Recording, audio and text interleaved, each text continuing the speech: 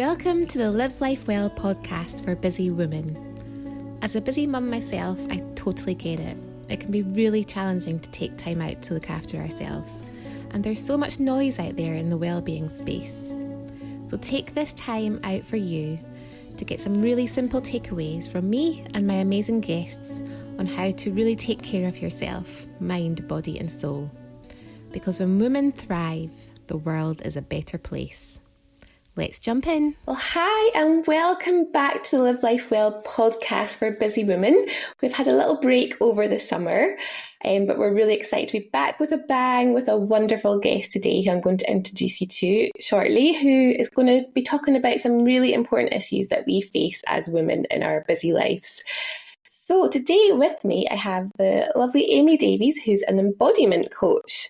And Amy, I'd love you just to introduce yourself and maybe explain for those of us who aren't too sure what an embodiment coach is or does. Could you tell us a bit more about you and what it is you do? Yes. So firstly, just thank you for having me on the podcast, Jo. It's really lovely to be here. And that's such a common question. People hear embodiment coach and it's sort of like, oh, what's that? And there's lots of different ways to describe it, but I think the way that I do, I like to say that it's a whole person approach to coaching.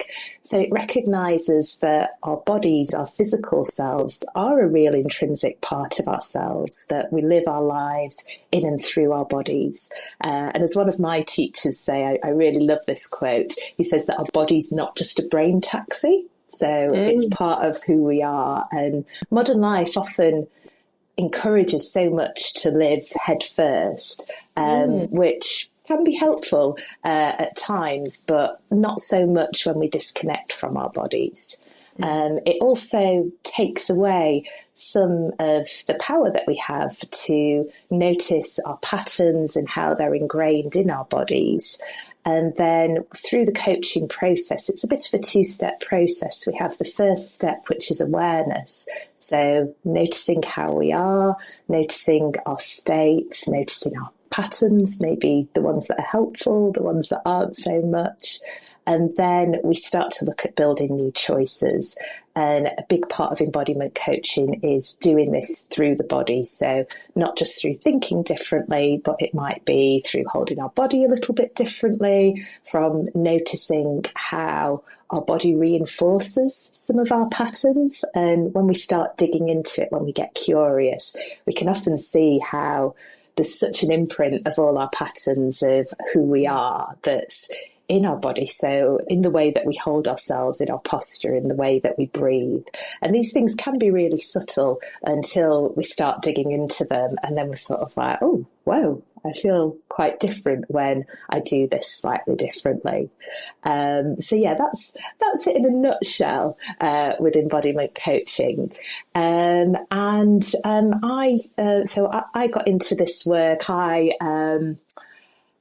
was a busy woman for many, many years. I worked in media organisations primarily and worked in business management. And I was one of those people that was always doing, overthought things a lot, was always giving a lot, always trying to improve myself. And I think these patterns sort of, they just became such a default that I neglected other patterns. So I didn't know how to rest properly. And sometimes these feelings of constantly needing to improve myself, the intention behind them wasn't so great. It was a feeling that I need to be better because there's something wrong with me in some way at a subconscious level, which isn't the kindest way to be operating through life. And it can be a big stressor on our nervous system, which is something I work with a lot with clients that I coach. So in 2018, I developed a chronic pain and fatigue condition, and I was really, really unwell, couldn't work anymore. And it really was. It was so challenging, but also a huge wake-up call where the NHS told me, oh, there's nothing else we can do for you now. So I dived into, well, how can I support myself? How can I help myself get better? How can I live as good a life as possible with whatever situation I've been dealt? And at the time, I was already studying yoga, so I was training to be a yoga teacher, which was very interesting when I got to the point where I couldn't move at all because I was in lots of pain. So I sort of changed my focus to a lot more mindfulness meditation and found a lot of benefit through that. And then I started moving more into the world of somatics and embodiment coaching, learning about modern pain science, which really talks about the nervous system and what some people call the mind-body connection. So looking at people holistically. And then as I got better, I moved into this work. So supporting other people that often have very similar stories or a different formation of sort of a similar story. So people that often have spent a lot of time either thinking, giving, or doing too much. And they might find that, life might look really great, but they feel really depleted. They don't feel fully seen and valued in their relationships, at work. They frequently feel exhausted. Or people that have ended up with a fatigue or a pain condition, and that this has been this real wake-up call where they're questioning their habits, how things have served them, how they haven't so much, and they're looking to support themselves in feeling better and changing some of these patterns that haven't been serving them. And then I use this holistic approach to individualize this because everyone's a little bit different. So we get curious about what's going on for them, throw in a big, big dose of self-kindness and compassion, and take that really challenging journey of learning how to be compassionate to yourself, which can be quite a challenge in itself. A lot of us haven't grown up with that way of thinking, or just feels a little bit weird or fluffy in the beginning, but it's really, really powerful long term. So learning how to support ourselves through life and being a good friend to ourselves rather than being that person that's hitting us with a stick over every choice, every thought that we do. So that's what I do now. I'm based in Doncaster, just in South Yorkshire, but I primarily work online. So I'm really lucky enough to work with lovely, amazing clients all over the world. Wow, that's amazing. And I love hearing your story. We did chat about it a bit last time we spoke, but I love your story. And I feel like it gives us hope as women, when we come up against challenges, maybe with our health, our well-being, life happening, that there are things that we can do to sort of take that power back, to educate ourselves, and that there are choices and that there is hope. Like you said, I love what you said, that you want to live life, as good a life as you could with your circumstances, but it's ended up being even better because through that education, that self-care, you are now healthy and thriving, and that's really hopeful, I think, for women. And a couple of things you said I would just like to go back to. There's so much there I could pick out and ask you about. So much good stuff, but this idea of sort of connection, being connected with ourselves, our minds, bodies, and how we can become disconnected. And I just wondered, it is something that I've spoken about a bit in the podcast before, but do you think this sort of busyness of life, of society that we are part of, is part of the reason for that disconnection? Like, there's so much pressure on us, especially as women, to do all the things. And do you think that plays a part in us somehow becoming disconnected from ourselves? Yeah, definitely. So I think there's a whole mixture of reasons around why busyness becomes a habit for people. And there really is the societal piece. So society really is programming us, we should be doing all the things all the time. You should have the amazing career. You should also be a great mother for women. You should have a vibrant social life. You should look amazing. You should be able to go to the gym. You should have interests and hobbies and be able to, spend time reading.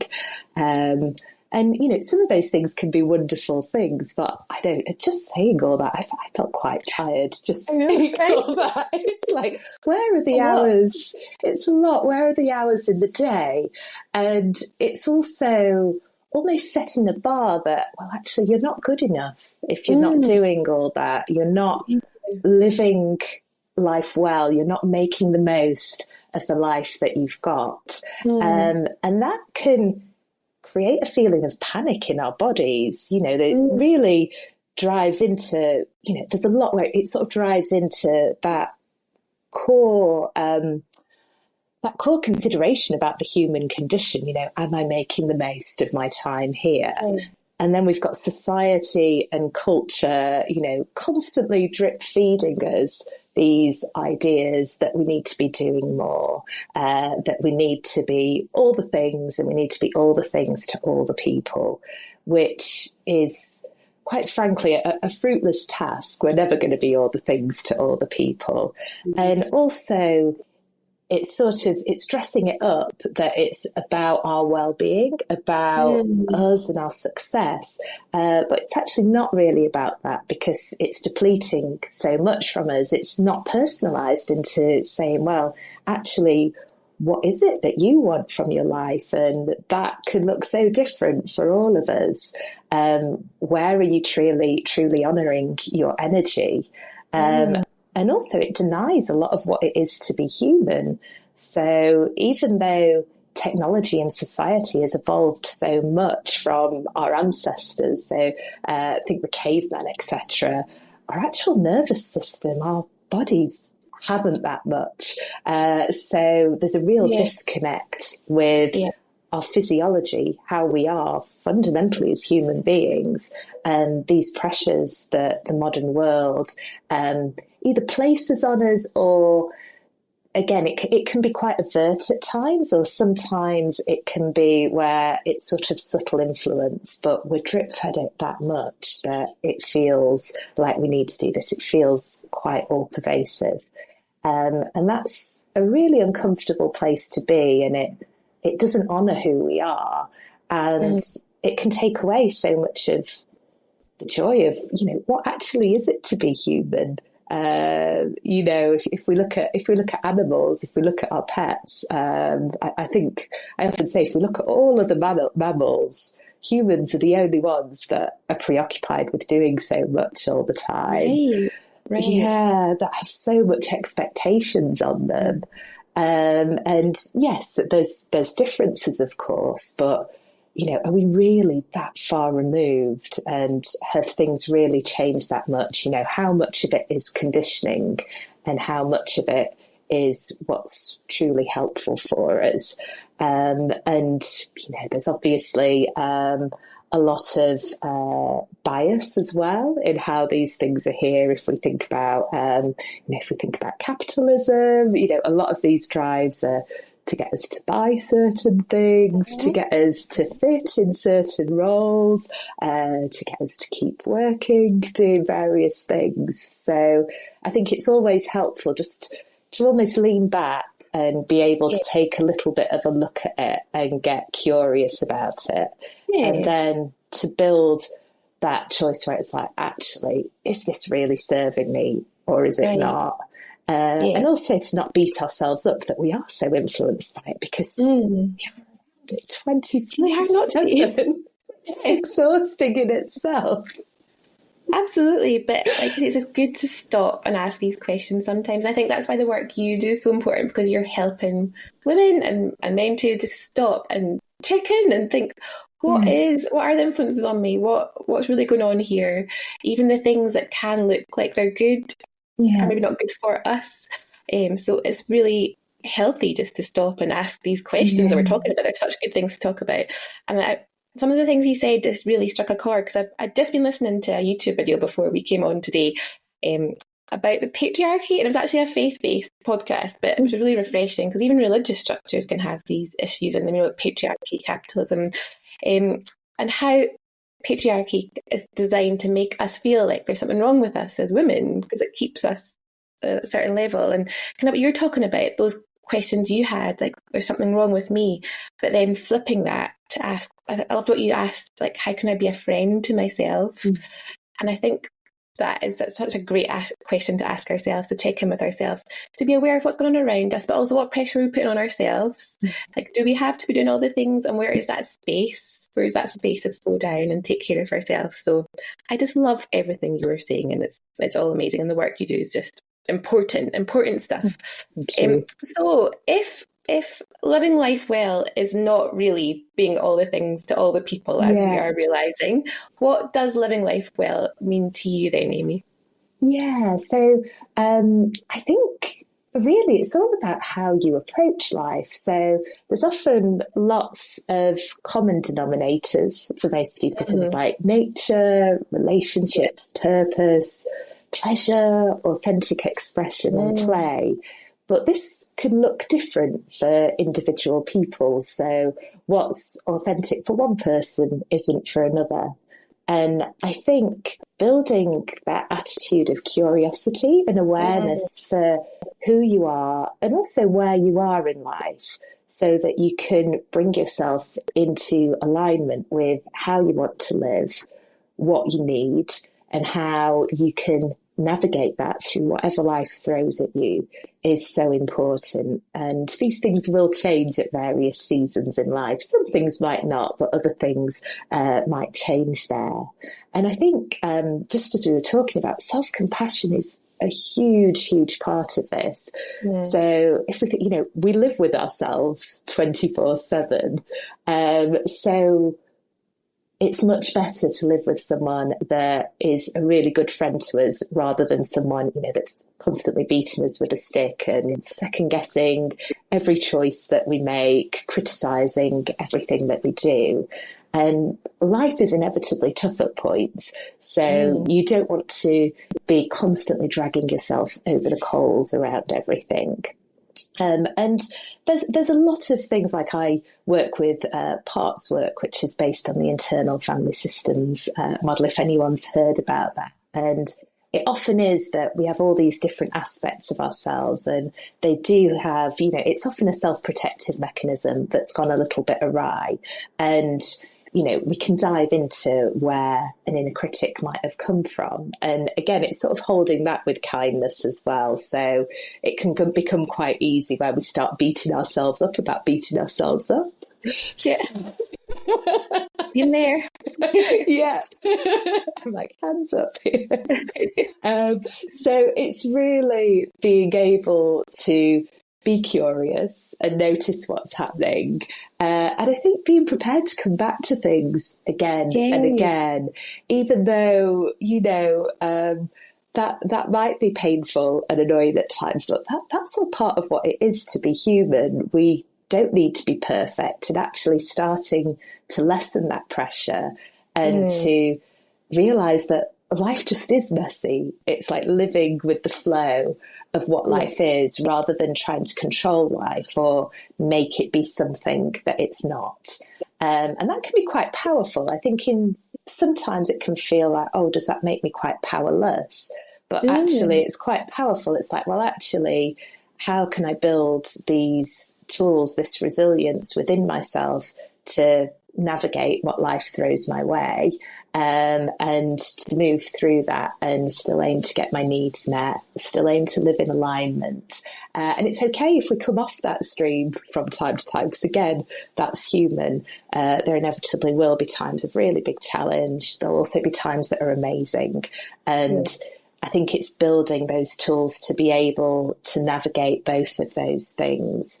And to manage that, life is just one big paradox and we can't control that. It's often about coming into the present moment and taking the next best step for you, whatever that is, and being as kind to yourself as possible, being curious about the world around you, being curious about other people, and finding, trying to build that connection so that you are living a life that feels true to you, maybe, rather than feeling like, actually, I'm living a life that I'm being told I should live, rather than the one that we truly want to live.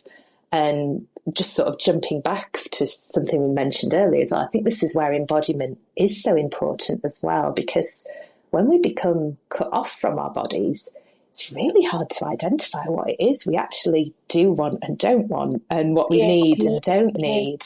And when we really are living head first, and I've spent a lot of my life living this way, you know, we think, oh yeah, I want to be working all the hours. I want that promotion. I want to be doing all the things. I want to be saying yes to every social engagement, even though our body, you know, our energy levels, we might be exhausted. You know, our nervous system might be screaming out for something different, but it can be quite hard to connect to that when we've become disconnected. So I think this is another way why embodiment is so powerful.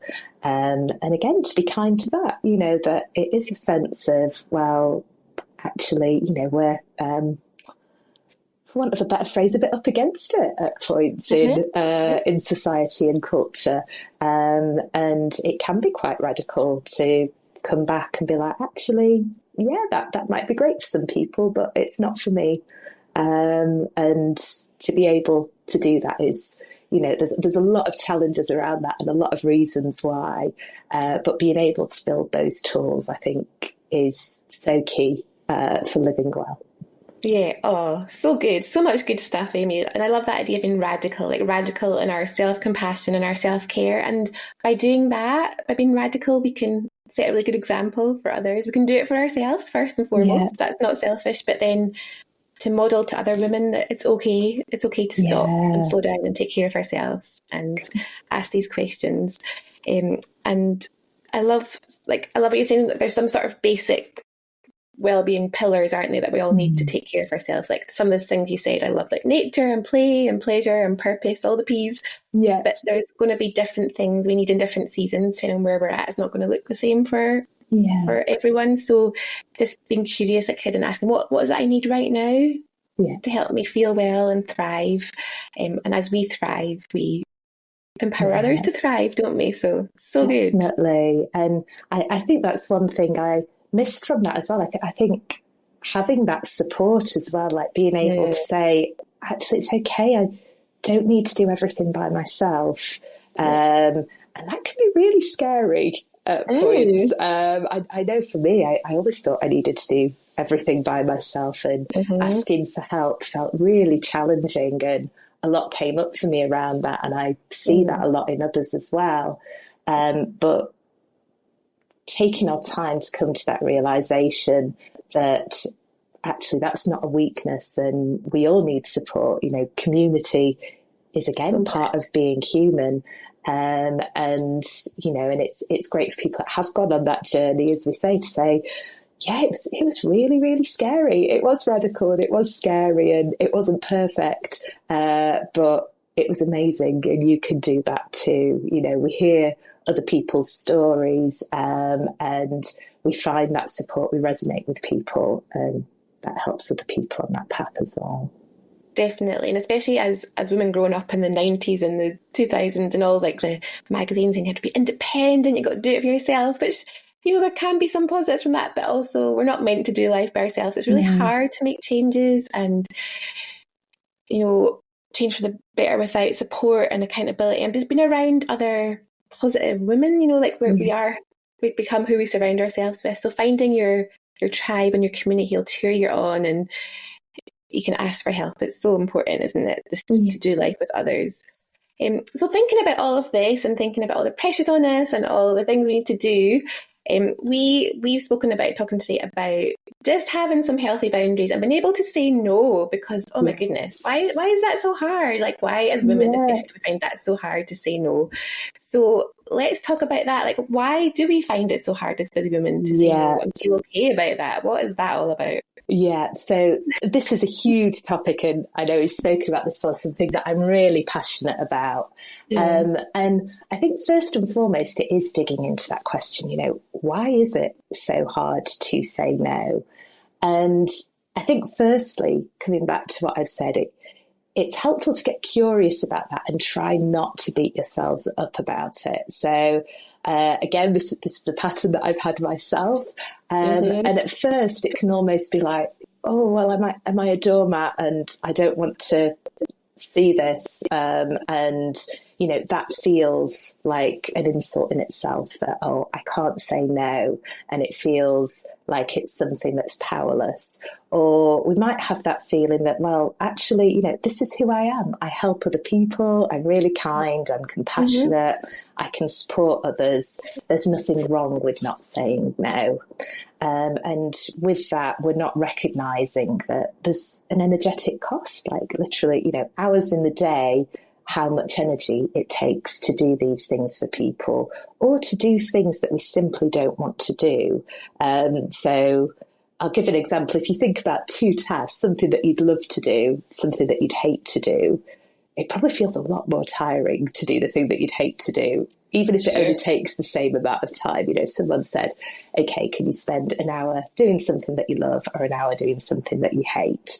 Most people would feel more tired over the thing that they disliked. And really pleasing people at the expense of your own needs, it's a real common self-protective mechanism that's gone awry. Okay.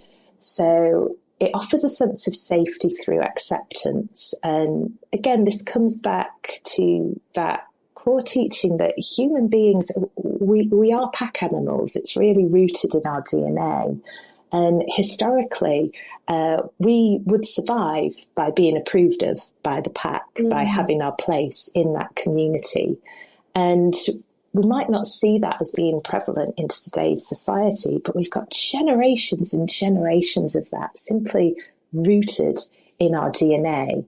And our nervous system, which is this real primitive part of ourselves, it's our stress response. So things where our nervous system, it's like an inner surveillance system where it's always judging, are we safe or are we not safe? And being approved of, having the approval of others is something that our nervous system deems as safe.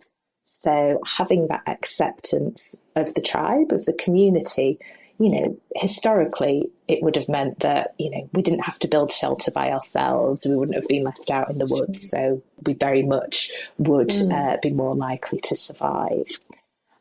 So we really have that sense that actually pleasing others pacifies threat. And it can be that sense of belonging, that sense of I'm loved, I'm approved of, which are real core human needs. Yeah. And it can also, pleasing others can give us power when we're very fearful of conflict, which we could be for a whole host of reasons. It could be part of our personality. It could be that we're quite sensitive to conflict. It might be that, we grew up in a household where there was a lot of conflict. So from a very early age, we developed this skill to keep everyone else calm. And, that might have really seen someone through childhood. It might have really helped them out that they can calm people down. But it comes to this point where they're sacrificing themselves for other people, where they're depleting themselves, and also where they don't have much range in how they respond. So they always rely upon this method of pleasing others rather than sometimes being able to just say no. Pleasing others as well can give us power when we're in an unequal power dynamic or perceive this to be the case. And I'll unpack that a little. So you might have heard of the fight or flight response. There's also something that's called the fawn response. And this is where we revert to pleasing to save ourselves. So you sometimes hear about this in hostage situations where people will start to please their kidnapper, as this is a way that they keep safe, that they can keep alive, that they might be able to escape. And on a day-to-day basis, again, we might start doing this. We might start pleasing our family members, pleasing people that we work with, because it feels that keeps us safe, that it maintains the status quo, that we're not going to upset people, we're not going to get shouted at. We might feel that other people's needs are more important than our own. And this might not be an overt thought. It might be a really deep subconscious thought. And that could be because of the way that we've grown up. It could be because of something that's happened. In modern day workplaces, it can simply be a question of hierarchy. Like sometimes these things are encouraged where actually this person's opinion is more important than yours because they're at this level in the hierarchy in the business. And you can see it throughout different aspects of society, right? Actually, this person is more important in whatever reason. And it might be, again, sort of subtle messaging around that, but we feel that. So actually having that subconscious belief that other people are more valuable than me, other people's needs are more important, it becomes quite easy to put other people's needs above our own. And therefore, this can really immobilize us, where we can't say no, where we become so caught up in keeping the peace as such that we don't want to disrupt that and can't say no. And there is that self-protective mechanism there where actually it can be really, really challenging, particularly if we have these patterns, to sit with someone's disapproval or to see someone disagree with us or to have to deal with that conflict.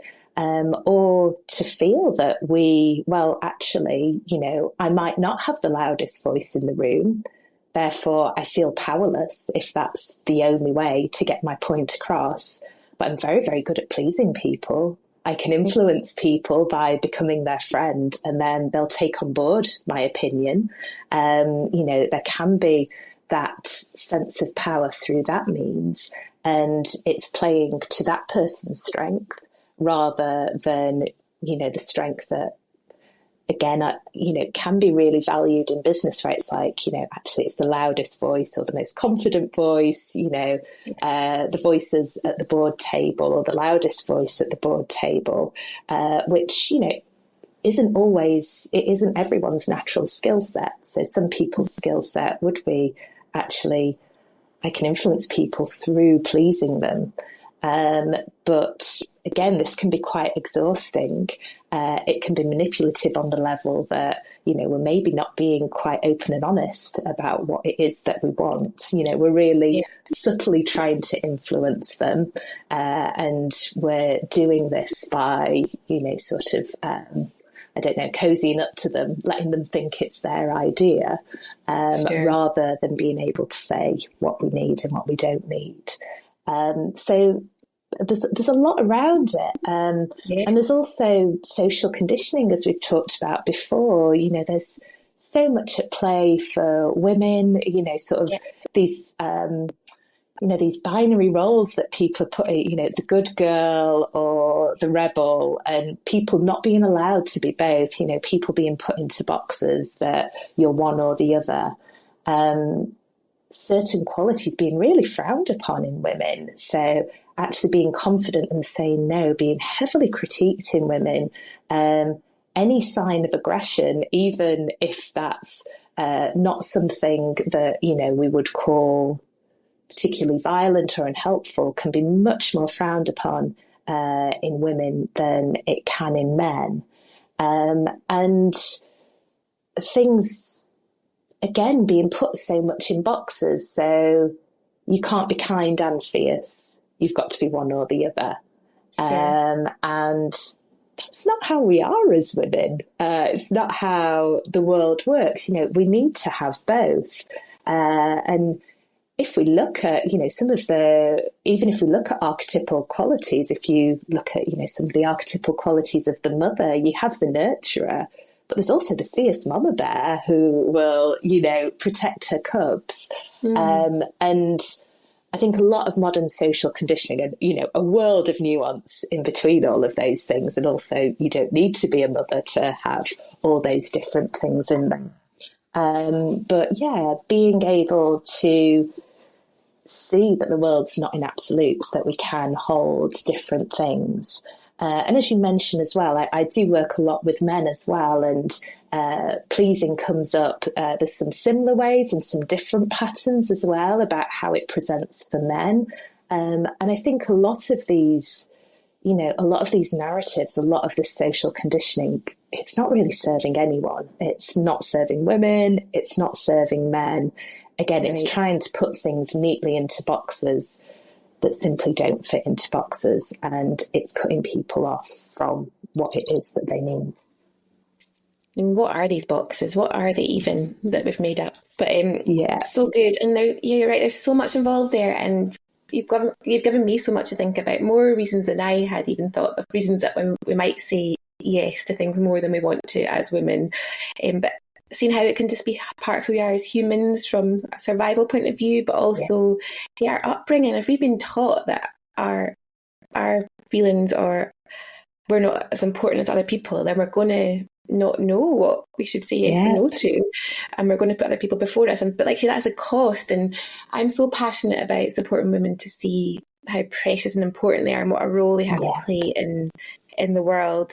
But like I said, everything we say yes to has a no to something else. And for me, a lot of it's coming back to what is our purpose, and what do we want our lives to count for? Because everything you say yes to could be you missing out on that and the world not getting the best of you. Completely. So in the little bit of time we've got left, Amy, how can we start thinking about this in terms of how can we start saying no to the things that are expected of us, that are stealing our time or energy, that aren't the things that we want to really focus on? And what benefits does that have to our well-being when we are able to grow in that confidence to know what it is we want to say yes to, and what we want to let into our lives, and what we want to give our time and energy to? How does that impact us? So I think first and foremost, it's recognising that there maybe is something here that's coming up for you. Sure. And taking some time to get curious about it, because another thing with this pattern, if it's been running for a really long time, it's so habitual, we don't even realise that we're doing it. And we probably have become so, we're always giving our energy away, we're doing what other people want, that we've sort of lost that connection of what is it that I actually want and don't want. And there needs to be some time, some re-education of actually being able to take away some of that noise and be able to come back into that sense of self, and being able to identify, okay, what is a yes and what is a no? And that's a really, really big first step, and something that I really support people with as well. And again, being as kind as possible to yourself with that. So not making it, something else to beat yourself up about. So having that sense of curiosity, knowing actually there might be a little bit of time that I need to take for myself to really learn, okay, what is it? When is my body a yes? When is it a no? What are these patterns that have come up for me? So there's that there. There's then finding our no, because again, there's so many social things where, it might just feel terrifying or so cringeworthy to feel that we need to say no to someone. We might have a narrative that, this would make me an awful person. This would be really aggressive to say no to someone. It'd be really unkind. What would that other person do? How would they respond? And again, our nervous systems can just be like, whoa, that's too much. So it's really breaking it down into a step-by-step process. So getting curious about what our yeses and our nos are, and then learning how to find that no within our felt sense, so within our body, as well as how we verbally say it, and then learning how to communicate that to people as well, and then learning how to sit with their response, whether they respond well to that or if they don't respond well to that, and not taking on responsibility that isn't yours. So not taking on, actually, it is then, my responsibility to make sure that they're okay with that, because then we re-enter this pattern of pleasing others. So all of these things, again, can be, they're very, very big. They can be quite a lot to work through. Again, where I talked about that sense of safety, this can disrupt these really young parts of ourselves that think, actually, the world isn't safe unless I'm looking after everyone all the time, unless I'm pleasing others, unless I'm living up to the ideal, doing all the things. So it's really building a practice and finding ways to say no and do it in ways that feel okay in your body. And this is a big piece of work that I do as well, because sometimes it's how we say no. So to have an embodied no rather than saying no. So particularly, I know I had this in my experience. I've heard other people, we might start saying no, or we might please for a long time and then become really, really resentful of the people around us. And then say, we might blurt out a no and get really angry, or we might be really polite and say no with a huge smile on our face, really looking after the other person's response. And then we find out a few weeks later, we might be like, oh, well, I've said no, but nothing's changed. And that person hasn't really received that, even though we might be like, oh, but I literally said the word. I said the no. But actually our embodiment doesn't deliver that no as well. To give an example, there's a real difference in saying, oh, no, I don't think I want to do that, rather than saying no. And I don't know, just as that little example, you might feel the difference in that. And again, being okay with that, and whatever that might be, because there's lots of different no's for different situations in life. So I think taking some space to, get curious about that, to practice it. This is something that people can work on with me, and looking at the various ways that our no comes up. Having times where, sometimes lots and lots of anger, lots of rage can come up, and we actually need a space away from that conversation to process that. So being able to say no doesn't mean that we don't care about the other person, that we're unskillful in the way that we deliver it. It's being able to say what needs to be said, do that in a skillful way. And we can be kind and very confidently say no. We can be kind without pleasing other people, without abandoning ourselves. And sometimes that might be like, actually, I need to have a space to process my rage and anger about the years where I've not said no. So it's quite a big process as such. And again, it's practice. So it's starting and then continuing to move along there. And it can be starting really small as well. So maybe not starting with the biggest no. It could be, say when you go out for a meal with friends and people are saying, oh, well, what shall we have for dessert? Or what wine shall we get? And I don't know if people resonate this, but defaulting to saying, oh, whatever you want.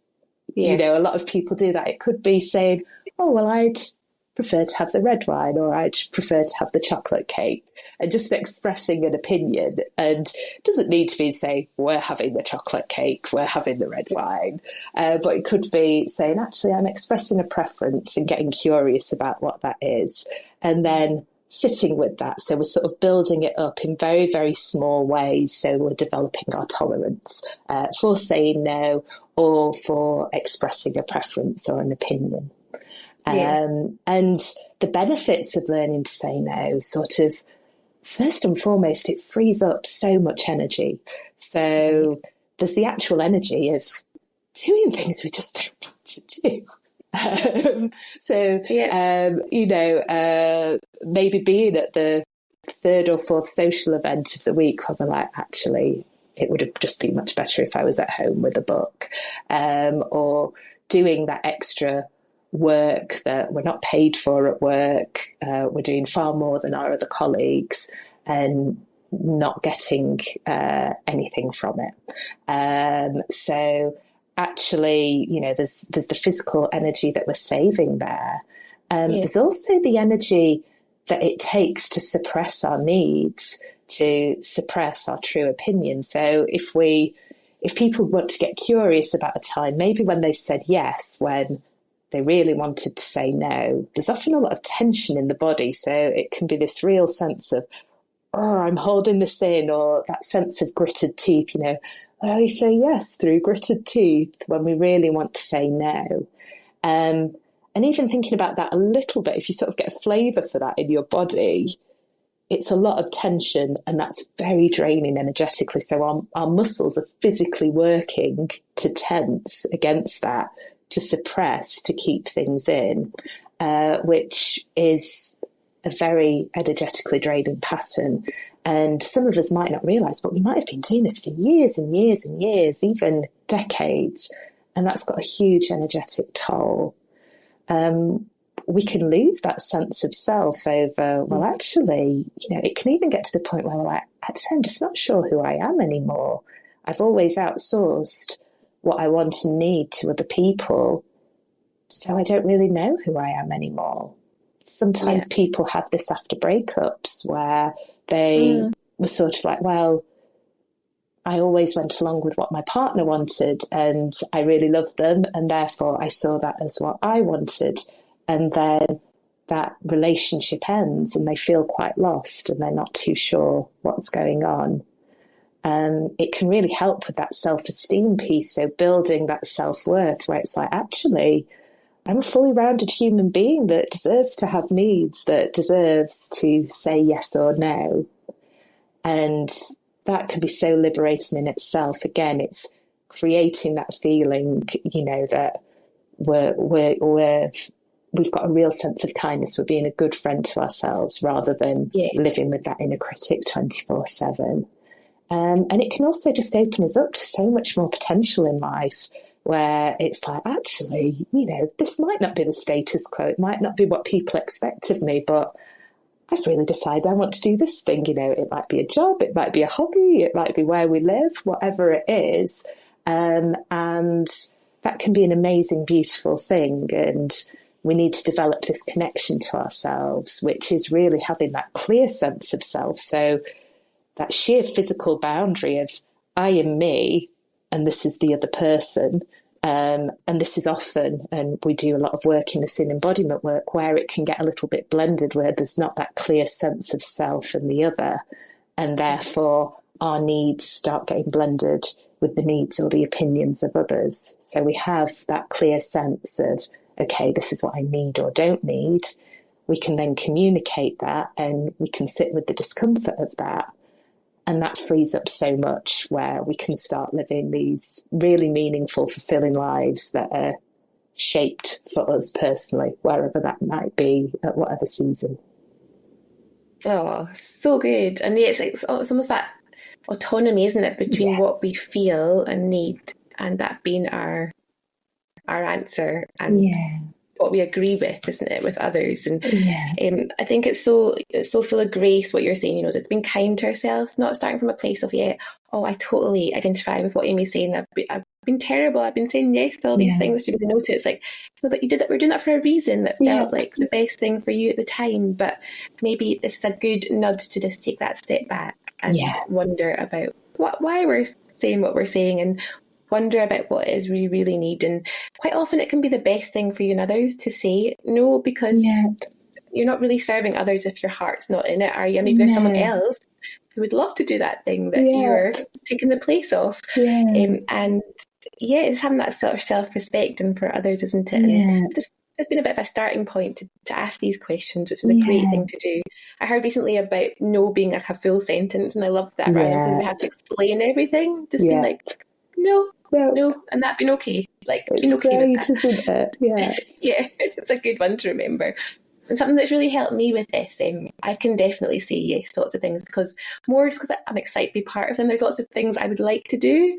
But I'm realising, especially as I get older, you just don't have time to do everything or to do everything well. And actually to sort of narrow down your focus and what you say yes to can be really liberating and really helpful. And it's a really quick helpful exercise that I did that helped me was doing Brené Brown's values exercise. Don't know if you've heard of that from her. It's from her Dare to Lead book, but you can Google Brené Brown values exercise, and it's a sheet of about 100 different values, and you just go through and circle the ones that are important to you, and then try and narrow it down to 2 or 3, which can be very hard. So things like justice, health, love, community. But I've done that, and I kind of go back to it quite often, and that really helps me being able to know what to say yes or no to. I'm like, does that align with what I feel my life's purpose is? Because if not, it's going to steal my time and energy away from that. So that's been helpful for me, because sometimes we just get overwhelmed with the choices of things, don't we? Yeah. And sometimes I've not talked about this as much in so far, but it can be that, there can be, we just want to say yes to all of the things that we can't do. And actually, it can be a state of, coming back to ourselves, being kind to, that part of us that's really excited and is like, I want to do all the things.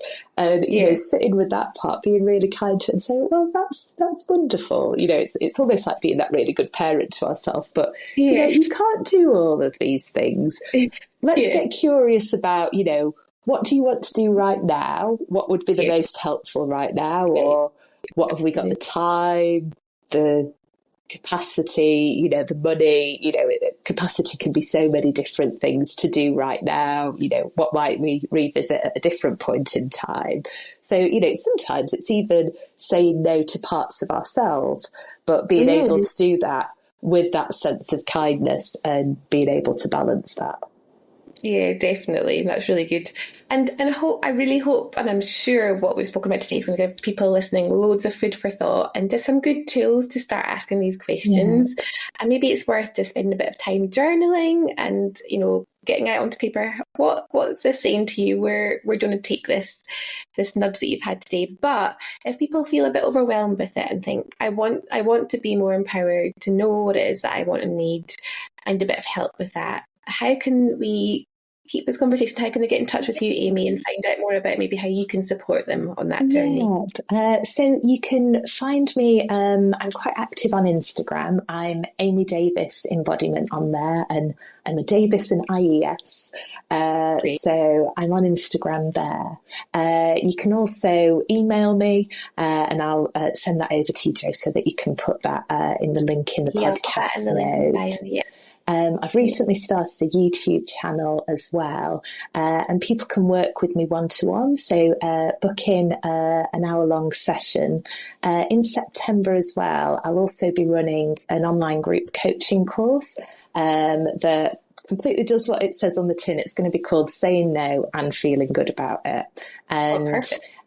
We'll be meeting for, it'll be 2-hour sessions and then a 90-minute session where we'll really dive deep into this topic and go through each of these stages. So building that kind relationship, connecting to what it is that we really want to say yes and want to say no to, looking at some of that patterning, perhaps why we do say yes when it's not so helpful for us.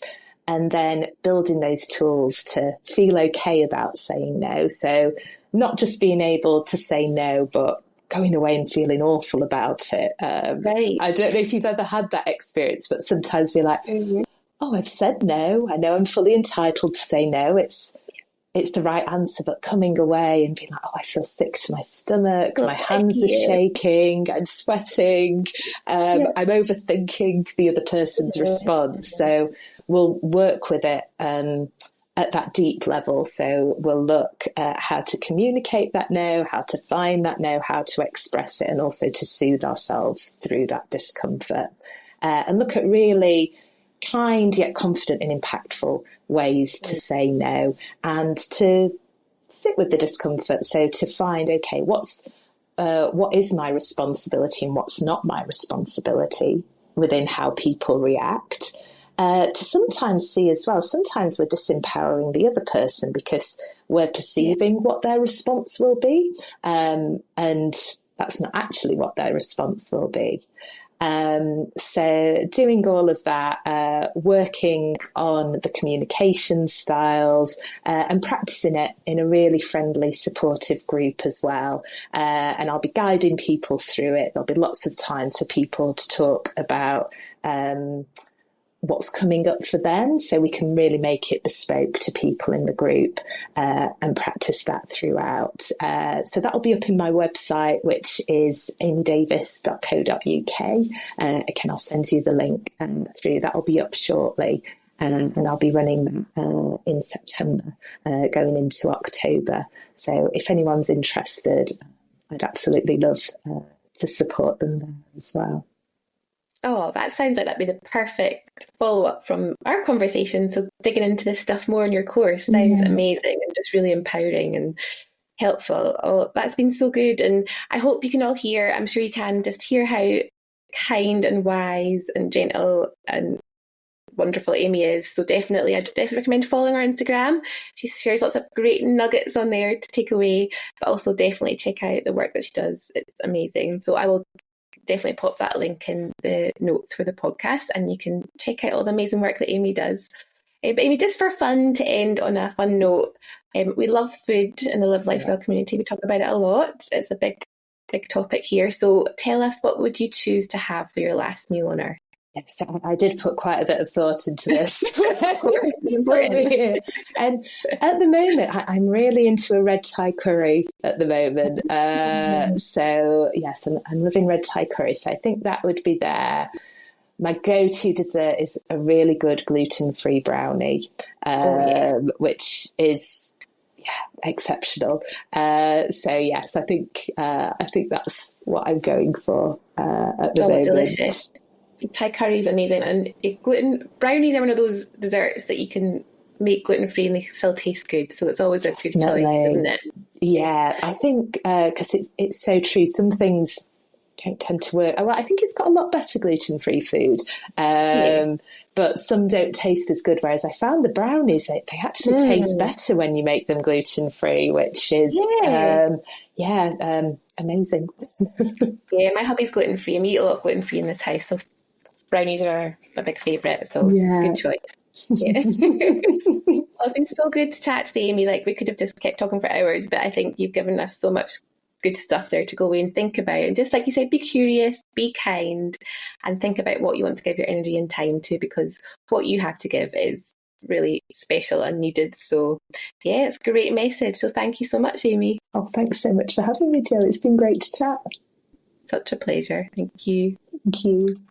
Thank you so much for listening today. I really hope you've had some inspiration to look after yourself, body, mind and soul, and feel as well as you deserve to do. Please remember to subscribe and share this podcast if it's been helpful for you. And I'll see you again soon with another episode and some more amazing guests. Take care.